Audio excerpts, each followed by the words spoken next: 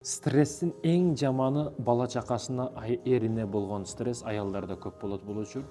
Биринчи мисалы бир проблема келсе кичине кыжалат болуп башында эле кичине ойлонуп коет, анан ошо иш бүтөрдө кичине ойлонуп коет да, мисалы үчүн кээ бирөөлөр.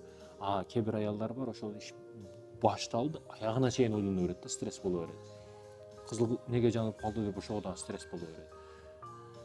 Неге жолубуздан мынтип аламышка өтүп кетти деп ошого дагы ойлоно берет да. Эри ишке кетти, кечкече ойлонот. Ким менен эмне кылып атат, кандай иш кылып атат, бүт баардыгын ойлоно берет. Баласын мектепке жөнөтүп койду, балам эмне кылат экен, кандай болду экен, эжекесинен урушпады экен, айтып бүт баардыгына 24кө 7 ойлонуп аткан аялдар бар да. Бул стресстин эң чокусу болуп эсептелет. Ойго батпаңыз. Аллага тобокел кылганды билиңиз, урматтуу эже карындашым. Сиз аманатчаныбыз бар. Бир жетиресе дуал басып калып өлүп калабыз. Айтайын дегеним, сиз дагы мен дагы ченемдүү адамдарбыз. Өмүрүбүз дагы бардык белгилүү. Коркпошубуз керек. Стресске, депрессияга баткандын эч бир себеби жок бул.